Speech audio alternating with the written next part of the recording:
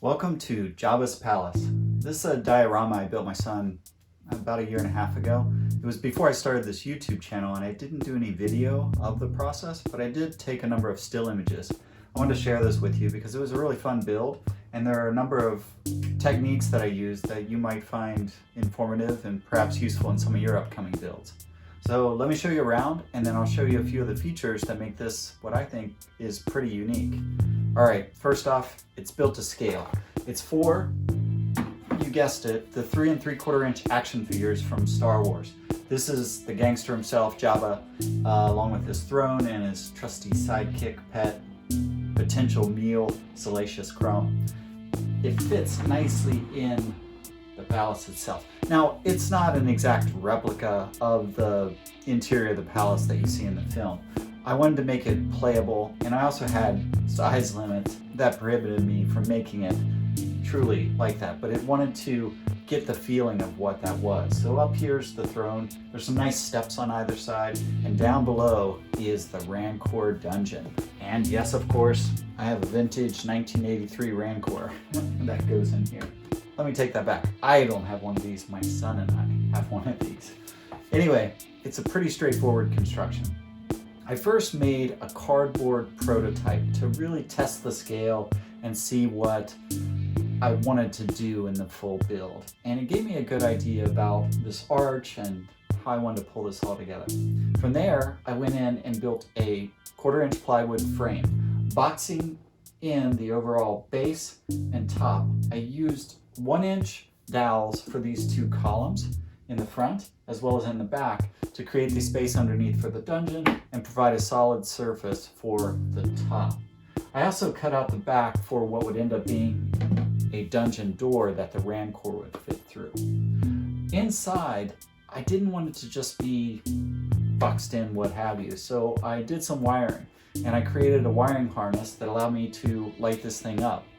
Up in the top, it has 2 red LEDs in the fireplace.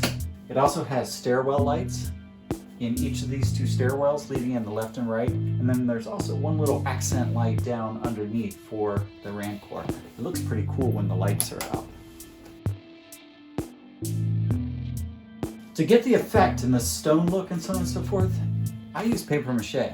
I've used it for a lot of things. We often think of it as a kid's craft, right? You make paper mache mask by covering a balloon, popping the balloon, cutting it out, and doing what you do. But it's a remarkably workable material. And if you do a number of layers and pay attention to how you make those layers, smoothing it out, adding additional material where necessary, it can become quite durable. Most of the parts here are really solid. He's been playing with it for well over 1 year now. It has a lot of feature to it that really makes it look like a playset, perhaps one that Kenner would have made back in the day, along with these other Star Wars figures. To get the paint look, I just applied a number of coats of hardware store latex paint, a gray color for the base and a beige color for the top. On top of that then, I did a wash. And I used a combination of colors, but I mostly went with black. It works out just fine, and it ends up creating a pretty durable finish. I thought about spraying on a top coat to protect that finish, but after completing the build, I realized that it was just fine the way it was. Let me show you some of the working features. They're really cool. First, I have a trap door here that allows for a creature or a person or Luke Skywalker. I'll be back. I lost my Salacious Crumb. There he is. This is just a bicycle spoke that I end up lacing through the underlayment of the paper mache, which worked out really well to actuate that door. The other nice feature is this door in the back opens up.